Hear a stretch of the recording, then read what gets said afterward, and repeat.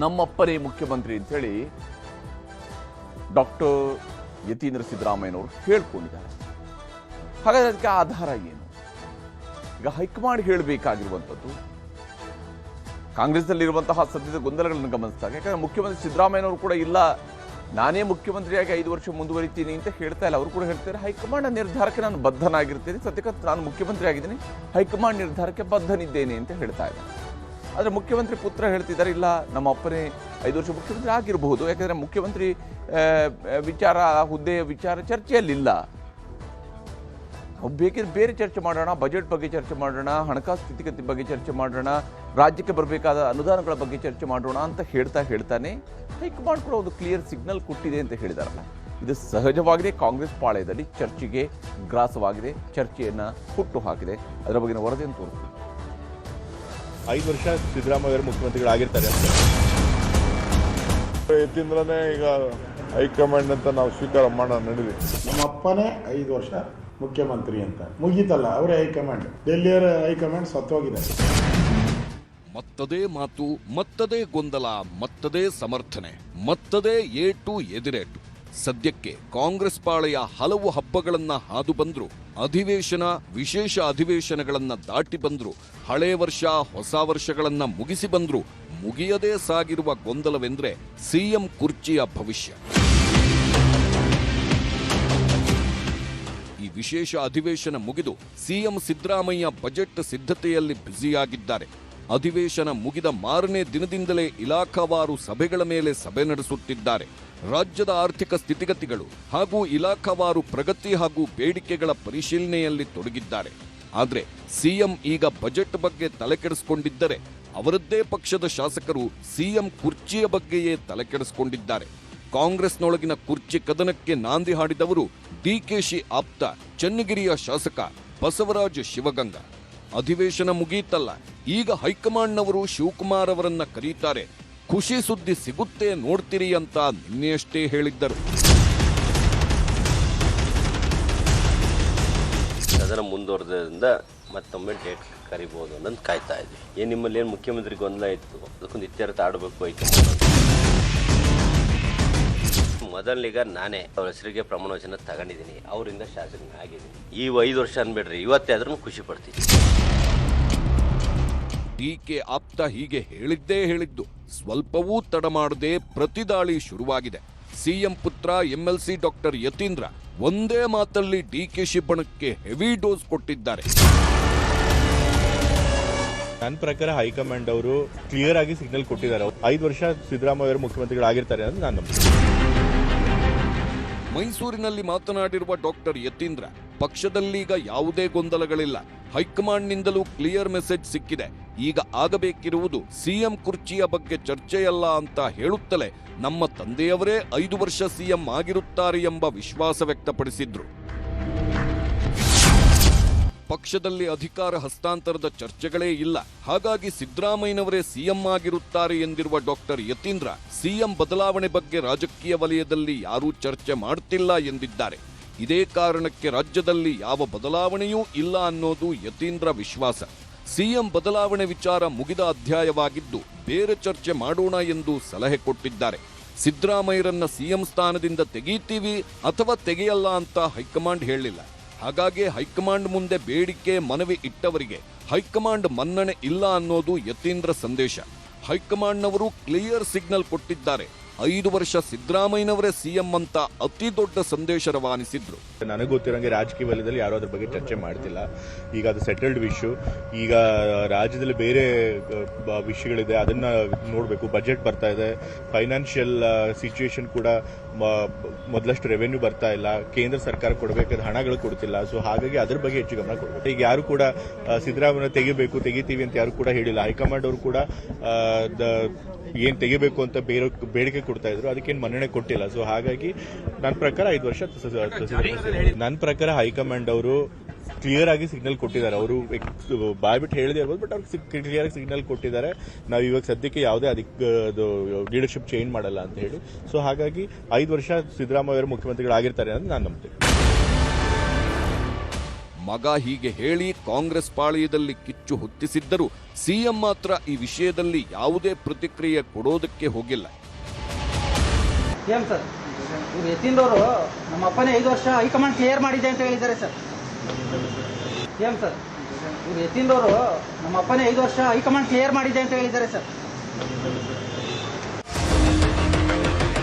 CM ಹೀಗೆ ಪ್ರತಿಕ್ರಿಯಿಸದೆ ಹೋದರೂ DCM DK Shivakumar ಮಾತ್ರ ಮಾತಿನಲ್ಲೇ ಪಂಚ್ ಕೊಟ್ಟು ಹೈಕಮಾಂಡ್ ಕಡೆಗೆ ಬೆರಳು ತೋರಿಸಿದ್ದಾರೆ.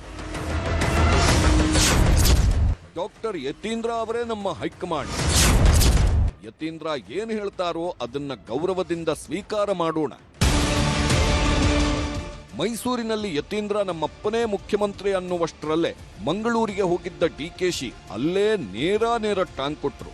ಯತೀಂದ್ರ ಅವರೇ ನಮ್ಮ ಹೈಕಮಾಂಡ್. ಯತೀಂದ್ರ ಏನು ಹೇಳ್ತಾರೋ ಅದನ್ನ ಗೌರವದಿಂದ ಸ್ವೀಕಾರ ಮಾಡೋಣ ಎಂದು ಹೇಳುವ ಮೂಲಕ ಕುರ್ಚಿ ಕದನಕ್ಕೆ ಹೊಸ ಟ್ವಿಸ್ಟ್ ಕೊಟ್ಟರು. ಯತೀಂದ್ರ ಅವರೇ ನಮ್ಮ ಹೈಕಮಾಂಡ್. ಅವ್ರೇನು ಮಾತು ಹೇಳ್ತಾರೆ ಅವ್ರದ್ದು ಬಹಳ ಗೌರವದಿಂದ ಸ್ವೀಕಾರ ಮಾಡೋಣ. ಅಂದ್ರೆ ನೀವು ನೋಡಿದ್ರೆ ಎಲ್ಲ ಸರಿ ಇದೆ ಅಂತ ಹೇಳ್ಕೊಂಡೇ ಬರ್ತಾ ಇದ್ದಾರೆ. ಆದ್ರೆ ಅವರು 5 ವರ್ಷನೇ ಸಿಎಂ ಅಂತ ಆಯ್ತಪ್ಪ, ಅವ್ರು ಹೇಳಿದ್ಮೇಲೆ ಅವ್ರ ಹೈಕಮಾಂಡ್ ಹೇಳಿದ್ಮೇಲೆ ಅವರೇ ಯತೀಂದ್ರನೇ ಈಗ ಹೈಕಮಾಂಡ್ ಅಂತ ನಾವು ಸ್ವೀಕಾರ ಮಾಡೋಣ. ನಡೀಲಿ. ನಾನು ನೋಡಿ, I don't want to react. ಬಸವರಾಜ್ಗೂ ರಿಯಾಕ್ಟ್ ಮಾಡಕ್ ಇಷ್ಟ ಇಲ್ಲ ನನಗೆ, ಯತೀಂದ್ರಾಗಿ ರಿಯಾಕ್ಟ್ ಮಾಡಕ್ಕೂ ಇಷ್ಟ ಇಲ್ಲ. ಏನ್ ರಿಯಾಕ್ಟ್ ಮಾಡಿದ್ರು ನಮ್ಮ ಡೆಲ್ಲಿಯವ್ರು ರಿಯಾಕ್ಟ್ ಮಾಡಬೇಕು. ಡಾಕ್ಟರ್ ಯತೀಂದ್ರ ಮಾತಿನಿಂದಾಗಿ ಕಾಂಗ್ರೆಸ್ನೊಳಗೆ ಕಂಪನ ಸೃಷ್ಟಿಯಾಗಿದೆ. ಹಾಗಿದ್ದರೂ ಮಂತ್ರಿಗಳು ಮಾತ್ರ ಇವೆಲ್ಲ ಹೈಕಮಾಂಡ್ಗೆ ಸಂಬಂಧಿಸಿರುವ ವಿಚಾರ ಎನ್ನುತ್ತಲೇ ಸಿಎಂ ಪುತ್ರನ ಮಾತನ್ನೂ ತೇಲಿಸುವ ಪ್ರಯತ್ನ ಮಾಡಿದ್ರು. ಅವಶ್ಯಕತೆ ಇದ್ದಾಗ ಮಾನ್ಯ ಖರ್ಗೆ ಸಾಹೇಬರು, ರಾಹುಲ್ ಗಾಂಧಿ ಅವರು ನಾಯಕರಿಗೆ ಕರೆಸಿ ಮಾತನಾಡ್ತಾರೆ ಅಂತ ಬಹಳ ಸ್ಪಷ್ಟವಾಗಿ ಹೇಳಿದ್ದಾರೆ. When time comes they will decide. So ಅವ್ರ ತೀರ್ಮಾನ ಇದೆ. ಸೊ ಸುಮ್ಮನೆ ಯಾರು ಏನು ಹೇಳಿದ್ರು ಮಾಧ್ಯಮದಲ್ಲಿ ಅದಕ್ಕೆ ಬೆಲೆ ಇಲ್ಲ. ಮತ್ತೆ ರಾಜ್ಯದಲ್ಲಿ ಇದು ಶುರುವಾಗಿರುತ್ತೆ ಸಿಎಂ ಡಿಸಿಎಂ ಶಿವಗಂಗಾ ಬಸವರಾಜ್ ಅವರು ಸಿಎಂ ಆಗಲೇಬೇಕಂತ ಪಟ್ಟಿಡ್ತಾರಂತ ಡಿಕೆ ಶಿವಕುಮಾರ್. ನೋಡೋಣ, ನಕ್ಷತ್ರಗಳನ್ನ ನೋಡ್ಬಿಟ್ಟು ಅದಕ್ಕೆ ಉತ್ತರ ಕೊಡ್ತಾರೆ. ಈ ಮಧ್ಯೆ ಡಾಕ್ಟರ್ ಜಿ ಪರಮೇಶ್ವರ್ ದಲಿತ ಸಿಎಂ ಆಕಾಂಕ್ಷಿ ಅನ್ನೋದನ್ನ ಕಾರ್ಯಕರ್ತರು ಪದೇ ಪದೇ ನೆನಪಿಸುತ್ತಿದ್ದಾರೆ. ಚಿಕ್ಕಮಗಳೂರು ಜಿಲ್ಲೆ ಹಿರೇಮಗಳೂರಿನಲ್ಲಿ ಪರಮೇಶ್ವರ್ ಮುಂದೆಯೇ ದಲಿತ ಸಿಎಂ ಘೋಷಣೆ ಮೊಳಗಿಸಿದ್ದಾರೆ.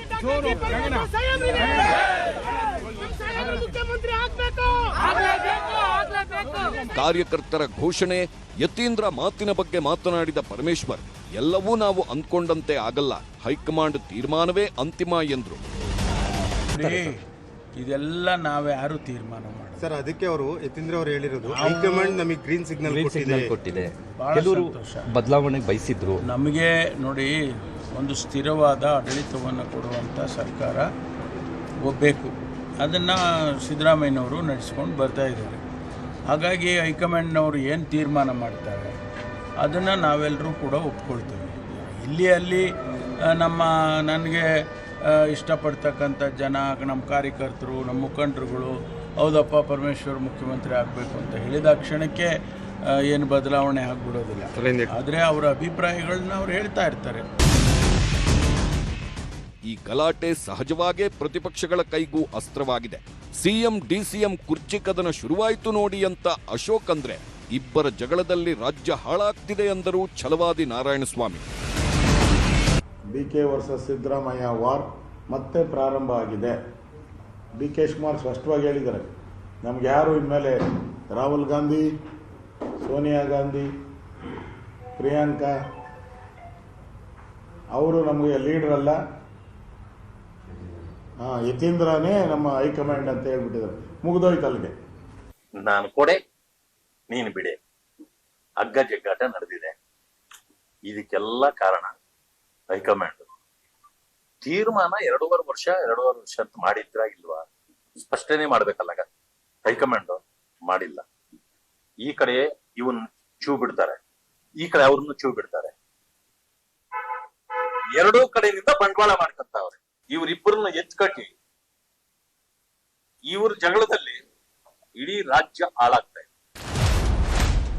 ಸಂಗಪ್ಪನ ಜಾಹೀರಾತಿಗೆ ನುಂಗಪ್ಪಗಳ ಟಾಂಗ್.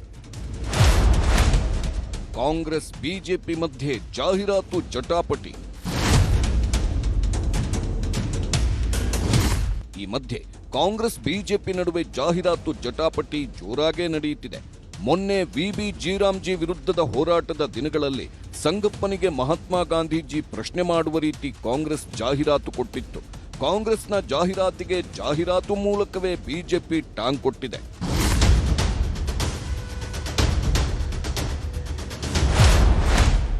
ಮಹಾತ್ಮರನ್ನೇ ಬಂಡವಾಳ ಮಾಡಿಕೊಂಡ ನುಂಗಪ್ಪಗಳು ಹೆಸರಿನಡಿ ಜಾಹೀರಾತು ನೀಡಿರುವ ಬಿಜೆಪಿ ಸಿದ್ದಪ್ಪ, ರಾಗಪ್ಪ, ಮಲ್ಲಪ್ಪ ಹಾಗೂ ಎಲ್ಲಾ ನುಂಗಪ್ಪಗಳಿರಾ ಎಂದು ತಿರುಗೇಟು ಕೊಟ್ಟಿದೆ. ಸಿದ್ದರಾಮಯ್ಯ, ರಾಹುಲ್, ಮಲ್ಲಿಕಾರ್ಜುನ್ ಖರ್ಗೆಗೆ ಗಾಂಧೀಜಿ ಹೊಡೆಯೋ ರೀತಿಯ ಜಾಹೀರಾತು ಕೊಟ್ಟಿದೆ. ನಕಲಿ ಗಾಂಧಿಗಳಿಂದ ಮಹಾತ್ಮ ಗಾಂಧಿಗೆ ಅವಮಾನ ಎಂಬ ಬರಹದೊಂದಿಗೆ ಗಾಂಧೀಜಿ ಗ್ರಾಮ ಸ್ವರಾಜ್ಯ ಪರಿಕಲ್ಪನೆ ಪೋಷಿಸಿದ್ದೇ ಪ್ರಧಾನಿ ಮೋದಿ ಎಂಬ ವಾದ ಮಂಡಿಸಿದೆ. ಆದರೆ ಬಿಜೆಪಿ ಜಾಹೀರಾತಿಗೆ ತಿರುಗೇಟು ನೀಡಿರುವ ಕಾಂಗ್ರೆಸ್ ನಾಯಕರು ಮುಖ್ಯವಾಗಿ ಗಾಂಧೀಜಿ ಕೈಯಲ್ಲಿ ಕೋಲಿಂದ ಹೊಡೆಸುವ ರೀತಿಯ ಜಾಹೀರಾತು ಕೊಟ್ಟಿರುವುದೇ ಗಾಂಧಿ ತತ್ವಗಳನ್ನು ಮುಗಿಸುವ ಹುನ್ನಾರ ಎಂದಿದ್ದಾರೆ. ಅಹಿಂಸೆಯನ್ನೇ ಅಸ್ತ್ರವಾಗಿಟ್ಟುಕೊಂಡಿದ್ದ ಗಾಂಧಿ ಕೈಗೆ ಲಾಠಿ ಕೊಟ್ಟಿದ್ದಾರೆ ಎಂದು ಅಸಮಾಧಾನ ಹೊರಹಾಕಿದ್ದಾರೆ. ಗಾಂಧೀಜಿಯವರನ್ನ ದೈಹಿಕವಾಗಿ ಮುಗಿಸಿದ್ದಾರೆ, ಈಗ ಸಿದ್ಧಾಂತವನ್ನ ಮುಗಿಸ್ಲಿಕ್ಕೆ ಹೊರಟಿದ್ದಾರೆ. ನಮ್ಮ ಪ್ರಶ್ನೆಗೆ ಉತ್ತರ ಕೊಡ್ಲಿಕ್ಕೆ ಆಗ್ಲಾರ್ದೆ ಇವರು ವೈಯಕ್ತಿಕವಾಗಿ ಹೀಗೆ ನಿಂದನೆ ಮಾಡ್ಲಿಕ್ಕೆ ಹೊರಟಿದ್ದಾರೆ. ಈಗ ನಮ್ಮ ಜಾಹೀರಾತು ಇರ್ಬೋದು, ಅವರ ಜಾಹೀರಾತಲ್ಲಿ ವ್ಯತ್ಯಾಸ ನೋಡಿ. ನಾವು ಸಾರ್ವಜನಿಕರ ಪ್ರಶ್ನೆಗೆ ಉತ್ತರವನ್ನು ಕೇಳಿದ್ದೀವಿ. ಇವ್ರ ಜಾಹೀರಾತಿನಲ್ಲಿ ಏನಿದೆ? ಉದ್ದೇಶಪೂರ್ವಕವಾಗಿ ಗಾಂಧೀಜಿಯವರು ಹಿಂಸೆ ಮಾಡೋದು ತೋರಿಸೋದಿದೆ, ಅವರಿಗೆ ಅನ್ಸೋದಂತ ಇದೆ. ಈಗ ಹೊಸದಾಗಿ ಏನೋ ಮಹಾತ್ಮ ಗಾಂಧೀಜಿ ಬಗ್ಗೆ ಮಾತಾಡಕ್ಕೆ ಹೋಗಿದ್ದಾರೆ. ಅಷ್ಟು ಒಂದು ಗೌರವ ಇರೋದಿದ್ರೆ ಮಹಾತ್ಮ ಗಾಂಧೀಜಿ ಹೆಸರನ್ನು ನಾವು ಉದ್ಯೋಗ ಖಾತ್ರಿ ಯೋಜನೆಗೆ ಇಟ್ಟಿದ್ವಲ್ಲ, ಅದನ್ನ ಯಾಕೆ ತೆಗಿಯಕ್ಕೆ ಹೋದ್ರು? ಕಾಂಗ್ರೆಸ್ನವ್ರ ಹೆಸರು ಮಹಾತ್ಮ ಗಾಂಧೀಜಿ ಅವರ ಜೊತೆ ಜೋಡಣೆ ಆಗಿದೆ ಅಂತ ಹೇಳಿ ಅದು ಆಗಬಾರ್ದು ಅಂತ ಹೇಳಿ ತೆಗೆದಿದ್ದಾರೆ. ಅವರು ಕೊಟ್ಟಿರ್ತಕ್ಕಂಥ ಇವತ್ತಿನ ಎಲ್ಲ ಪತ್ರಿಕೆಗಳಲ್ಲಿ ಲಕ್ಷಾಂತರ ರೂಪಾಯಿ ಖರ್ಚು ಮಾಡಿ ಸುಳ್ಳಿನ ಸತ್ಯ ಅನ್ನೋದನ್ನ ಯಾವ ರೀತಿ ಬಿಂಬಿಸಬೇಕು ಅನ್ನೋದನ್ನ ಪ್ರಯತ್ನ ಭಾರತೀಯ ಜನತಾ ಪಾರ್ಟಿಯವರು ಮಾಡಿದ್ದಾರೆ. ಅವರನ್ನ ದೈಹಿಕವಾಗಿ ಕೊಂದು ಈಗ ಅವರ ಮಾನಸಿಕವಾಗಿ ಅವರ ಸಿದ್ಧಾಂತಗಳನ್ನ ಕೊಲ್ಲಲಿಕ್ಕೆ ಮೊದಲನೇ ಹೆಜ್ಜೆ ಇಟ್ಟಿದ್ದಾರೆ. ಮತ್ತೊಂದೆಡೆ ಕಾಂಗ್ರೆಸ್ ಆರೋಪಕ್ಕೆ ಬಿಜೆಪಿ ಕೂಡ ತಿರುಗೇಟು ಕೊಟ್ಟಿದೆ. ನೀವು ನಕಲಿ ಗಾಂಧಿಗಳು, ನೀವೆಲ್ಲ ನಿಮಗೂ ಗಾಂಧೀಜಿ ಕುಟುಂಬಕ್ಕೂ ಸಂಬಂಧನೇ ಇಲ್ಲ. ಆದರೆ ಗಾಂಧೀಜಿ ಹೆಸರನ್ನು ತೆಗೆದುಕೊಂಡು ಗಾಂಧೀಜಿ ಹೆಸರಿಗೆ ಅಪವಿತ್ರ ಮಾಡ್ತಾ ಇದ್ರು. ಯಾಕಂದರೆ ಗಾಂಧಿ ಹೆಸರು ಇಟ್ಕೊಂಡು ಬೋಫ್ಯಾಕ್ಸ್ ಹಗರಣ ಮಾಡಿದ್ರಿ. ಇಂದಿರಾ ಗಾಂಧಿಯವರು ಗಾಂಧೀಜಿ ಹೆಸರು ಇಟ್ಕೊಂಡು ದೇಶದ ಸಂವಿಧಾನವನ್ನೇ ಬದಲಿಸ್ಬಿಟ್ರು, ಎಮರ್ಜೆನ್ಸಿ ತಂದರು. ಈ ಥರ ಗಾಂಧಿಗೆ ವಿರೋಧವಾದಂಥ ಕೆಲಸಗಳನ್ನು ಮಾಡೋ ಮುಖಾಂತರ ಗಾಂಧೀಜಿಗೆ ಅವಮಾನ ಮಾಡಿದಂಥ ನಿಮ್ಮ ಬಗ್ಗೆ ಬೇಸರ ಆಗಿ ಗಾಂಧೀಜಿನೇ ಕೋಲ್ ತಗೊಂಡಿದ್ದಾರೆ. ನಿಮ್ಮ ಕಾಟ ತಾಳಲಾರ್ದ ಆ ಅಡ್ವರ್ಟೈಸ್ಮೆಂಟನ್ನು ಬಿಜೆಪಿ ಕೊಟ್ಟಿದೆ, ಅದರಲ್ಲಿ ಏನೂ ತಪ್ಪಿಲ್ಲ. ಈ ಜಾಹೀರಾತುಗಳ ಜಗಳ ಪೊಲೀಸ್ ಮುಂದೆ ಹೋಗಿ ನಿಂತಿದೆ. ಜಾಹೀರಾತಿನಲ್ಲಿ ಮಹಾತ್ಮ ಗಾಂಧೀಜಿ ಹೆಸರನ್ನ ಬಿಜೆಪಿ ದುರುಪಯೋಗ ಮಾಡಿಕೊಂಡಿದೆ ಎಂದು ಗೃಹ ಇಲಾಖೆ ಅಪರ ಮುಖ್ಯ ಕಾರ್ಯದರ್ಶಿ ಹಾಗೂ ಡಿಜಿಪಿಗೆ ದೂರು ನೀಡಲಾಗಿದೆ. ಸದ್ಯಕ್ಕೆ ರಾಜ್ಯದಲ್ಲಿ ಒಂದೆಡೆ ಸರ್ಕಾರದಲ್ಲಿ ಕುರ್ಚಿ ಜಟಾಪಟಿ ಮುಂದುವರೆದಿದ್ರೆ, ಮತ್ತೊಂದೆಡೆ ಜಾಹೀರಾತು ಜಟಾಪಟಿ ಎರಡೂ ಪಕ್ಷಗಳ ನಡುವೆ ಕಿಚ್ಚು ಹಚ್ಚಿದೆ. Bureau report, news 18. ಹೀಗೆ ರಾಜ್ಯದಲ್ಲಿ ಒಂದು ಕಡೆ ಮುಖ್ಯಮಂತ್ರಿ ವಿಚಾರ, ಮುಖ್ಯಮಂತ್ರಿಯ ಕುರ್ಚಿ ವಿಚಾರ, ಮತ್ತೊಂದು ಕಡೆಯಲ್ಲಿ ಜಾಹೀರಾತಿನ ಜಟಾಪಟಿ ಎರಡು ಕೂಡ ಜೊತೆಯಲ್ಲಿ ಸಾಗ್ತಾ ಇದೆ.